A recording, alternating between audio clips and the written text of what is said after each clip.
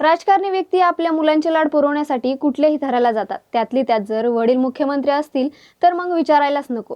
पण महाराष्ट्रात असे एक मुख्यमंत्री होऊन गेले ज्यांनी त्यांच्या मुलाला आपल्या मुख्यमंत्री पदापासून अगदी दूर ठेवलं होतं. महाराष्ट्राचे माजी मुख्यमंत्री पृथ्वीराज चव्हाण यांनीच एका मुलाखतीत हा किस्सा सांगितलाय. ते म्हणाले, जेव्हा मी मुख्यमंत्री होतो तेव्हा माझा मुलगा मला भेटायला वर्षा बंगल्यावर टॅक्सीने यायचा.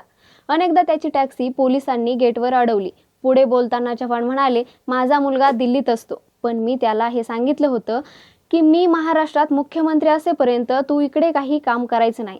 त्याने माझा सल्ला ऐकला, असं पृथ्वीराज चव्हाण म्हणाले. पृथ्वीराज चव्हाण यांना जयसिंह नावाचा एक मुलगा आणि एक मुलगी आहे. मुलाने पुण्याच्या MIT कॉलेजमधून इंजिनिअरिंग केलेलं आहे. पृथ्वीराज चव्हाण यांनी आज ही एक गोष्ट महाराष्ट्राला सांगितली म्हणून जनतेला कळालं की त्यांनाही मुलगा आहे. अन्यथा इतर नेत्यांच्या मुलांचे उद्योग तुम्ही सगळ्यांनीच बघितले आहेत.